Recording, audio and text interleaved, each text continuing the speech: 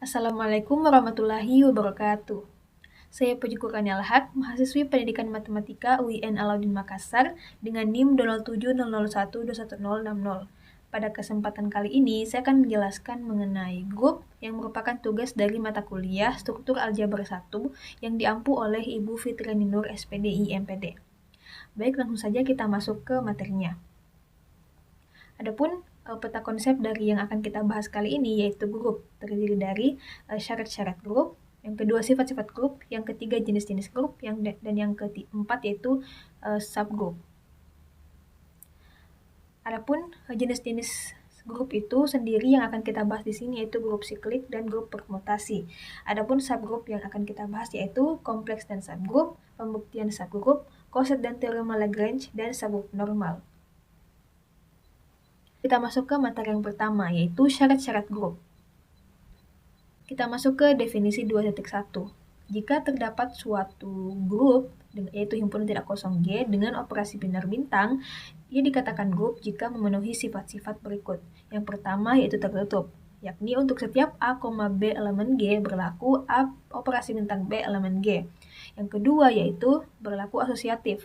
Untuk setiap A, B, C elemen G berlaku kita operasikan kedua bilangan pertama, lalu kita operasikan lagi dengan bilangan yang ketiga, sama hasilnya jika kita operasikan bilangan yang kedua dan ketiga, lalu kita operasikan dengan bilangan yang pertama.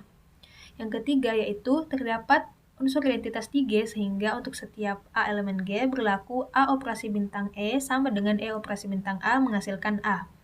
Yang keempat yaitu memiliki unsur inverse pada setiap anggota G, yakni untuk setiap A elemen G terdapat A inverse elemen G sehingga A operasi bintang A inverse sama dengan A inverse operasi bintang A menghasilkan E. Nah, adapun jika memenuhi sifat-sifat komutatif yaitu untuk setiap sifat komutatif yaitu untuk setiap A, B, C elemen G berlaku A, B elemen G berlaku A bintang B sama dengan B bintang A elemen G, maka G disebut grup abelian atau grup komutatif. Jika tidak memenuhi sifat tersebut, maka tidak disebut sebagai grup komutatif. Selanjutnya, definisi 2.2. Nah, untuk G himpunan tidak kosong dengan operasi binar bintang disebut sebagai yang pertama itu grupoid. Dan yang kedua, jika grupoid ini memenuhi sifat asosiatif, maka disebut sebagai semigrup. Yang ketiga yaitu suatu semigrup yang memenuhi unsur identitas disebut monoid. Jika memenuhi keempat sifat ini, maka G operasi bintang disebut grup. Definisi 2.3. Jika banyaknya anggota G tak terhingga atau infinite, maka G operasi bintang disebut grup tak terhingga. Contohnya itu grup yaitu bilangan bulat terhadap operasi penjumlahan dan sebagainya. Adapun jika banyaknya anggota G terhingga atau finite, maka G operasi bintang disebut sebagai grup terhingga. Kita masuk ke sifat-sifat grup.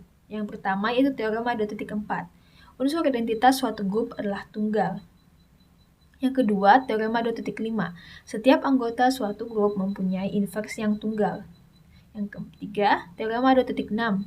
Inverse dari inverse suatu anggota dalam grup adalah anggota itu sendiri. Yang keempat, yaitu definisi 2.7. Suatu grupoid G dan X, Y elemen G dikatakan memenuhi hukum pencoretan kiri jika AX sama dengan AY mengakibatkan X sama dengan Y. Dan dikatakan memenuhi hukum pencoretan kanan jika XA sama dengan YA mengakibatkan X sama dengan Y. Nah, jika G ini memenuhi hukum pencoretan kiri dan kanan, maka dikatakan memenuhi hukum pencoretan. Yang kelima yaitu teorema 2.8. Setiap grup memenuhi hukum pencoretan, yakni untuk setiap A, B, C elemen G dengan AB sama dengan AC dan BA sama dengan CA masing-masing mengakibatkan B sama dengan C. Kita masuk ke jenis-jenis grup. Adapun jenis-jenis grup yang akan kita bahas yaitu grup siklik dan grup permutasi. Grup siklik. Suatu grup G dikatakan grup siklik jika ada A elemen G sehingga setiap anggota dari G ini dapat dibentuk oleh A. A ini disebut sebagai generator. Adapun untuk operasi perkalian, grup dengan generator A didefinisikan sebagai A berpangkat N untuk setiap A berpangkat N di mana N elemen Z. Untuk operasi penjumlahan, G ini dibentuk oleh suatu A atau A sebagai generator dan definisi N dikali A di mana N elemen Z. Masih tentang grup siklik, Definisi 3.1 atau definisi pangkat. Misalkan G grup dan A elemen G didefinisikan A berpangkat 1 sama dengan A, maka A berpangkat N tambah 1 sama dengan A berpangkat N dikali A untuk N elemen bilangan asli. Definisi 3.4 yaitu order dari anggota grup. Misalkan G grup dan A elemen G dan E unsur identitas di G. Jika P sama dengan himpunan N elemen N di mana A berpangkat N sama dengan E bukanlah himpunan kosong, maka tingkat atau order dari A adalah minimum dari himpunan N elemen N di mana A berpangkat N sama dengan E. Adapun untuk operasi penjumlahan A berpangkat 2 itu yang dimaksud adalah A ditambah A atau 2 kali A. Adapun pada operasi perkalian A berpangkat 2 itu disebut sebagai A dikali A.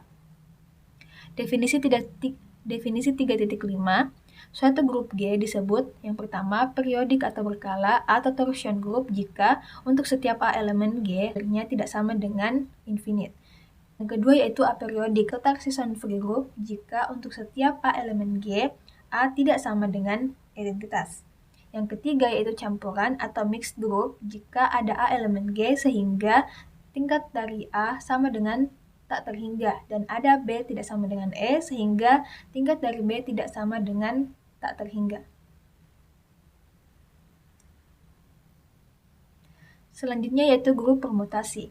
Suatu fungsi yang satu-satu dan onto dari himpunan terhingga ke himpunan itu sendiri disebut permutasi. Misalkan S sama dengan himpunan yang beranggotakan A1, A2 hingga AN. Himpunan terhingga yang mempunyai N anggota yang berbeda. Maka permutasi yang berbeda didefinisikan pada S sebanyak N faktorial. Misalkan permutasi N sama dengan himpunan simetri dari permutasi berderajat N. Maka permutasi N mempunyai N faktorial anggota N berbeda. Yang keempat yaitu subgroup. Kompleks dan subgroup. Misalkan G adalah grup dan H merupakan subset sembarang di G, maka H disebut kompleks dari G. Definisi 4.1. Suatu kompleks tidak kosong H dari grup G dinamakan subgroup dari G jika H merupakan grup terhadap operasi yang sama di dalam G. Jadi H adalah grup jika memenuhi sifat-sifat grup dengan operasi yang sama pada G. Definisi 4.3, misalkan H dan K dua kompleks sembarang yang tidak kosong dari grup G, maka perkalian H dan K dinyatakan sebagai H kali K, HK yang didefinisikan oleh himpunan H kecil K dikali K kecil, di mana H kecil ini elemen H dan K kecil ini elemen K. Teorema 4.5, jika H dan K suatu kompleks dari grup G, maka berlaku HK inverse sama dengan inverse dari K dikali atau komposisi dari inverse dari H. Pembuktian subgroup. Kita dapat melakukan pembuktian subgroup dengan membuktikan menggunakan sifat-sifat grup atau kita bisa menggunakan ketiga teorema ini. Yang pertama yaitu teorema 4.6. Suatu kompleks tidak kosong S dari suatu grup G adalah subgroup jika dan hanya jika yang pertama bersifat tertutup yaitu untuk X, Y elemen H berlaku X, Y elemen H. Yang kedua yaitu apabila terdapat X elemen H maka inversnya juga itu harus berada di H. Yang kedua yaitu teorema 4.7. Misalkan H kompleks tidak kosong dari grup G. H merupakan subgroup dari G jika dan hanya jika untuk setiap X elemen H, Y elemen H menyebabkan X operasi biner Y inverse juga merupakan elemen H. Yang ketiga yaitu teorema 4.8. Ini berlaku jika G adalah grup terhingga. Nah, terdapat H kompleks dari G. H merupakan subgroup dari G jika dan hanya jika untuk setiap X elemen H, Y elemen H berlaku sifat tertutup yaitu X operasi Y elemen H. Coset dan teorema Lagrange. Definisi coset. Misalkan G adalah grup dan H adalah subgroup dari G. Jika A elemen G sembarang, maka kompleks dari G yang dinyatakan H kali A dan A kali H didefinisikan sebagai berikut. Adapun HA sama dengan himpunan H kecil A di mana H elemen H dan AH sama dengan himpunan A dikali H kecil di mana H kecil ini elemen H. berturut-turut disebut koset kanan dan koset kiri dari H di G yang dibangkitkan atau dibentuk oleh A. Teorema 5.1. Jika H adalah anggota sembarang dari H dan H merupakan subgrup dari G, maka H dikali H kecil sama dengan H dan H kecil dikali H sama dengan H. Teorema Lagrange. Jika G grup terhingga dan H subgrup dari G, maka order dari H membagi habis order dari G. Akibat dari teorema Lagrange, jika G suatu grup terhingga, maka order dari A membagi habis order dari G untuk setiap A elemen G. Subgrup normal. Definisi 5.10. Misalkan G grup dan H subgrup dari G. H disebut subgrup normal jika koset kiri dari H sama dengan koset kanan dari H di G. Berdasarkan definisi tersebut, dapat dituliskan bahwa H subgrup normal jika dan hanya jika XH sama dengan HX untuk setiap X elemen G. Definisi 5.11. Suatu grup dinamakan grup Hamilton jika setiap subgrupnya normal. Jadi, setiap grup komutatif merupakan grup Hamilton.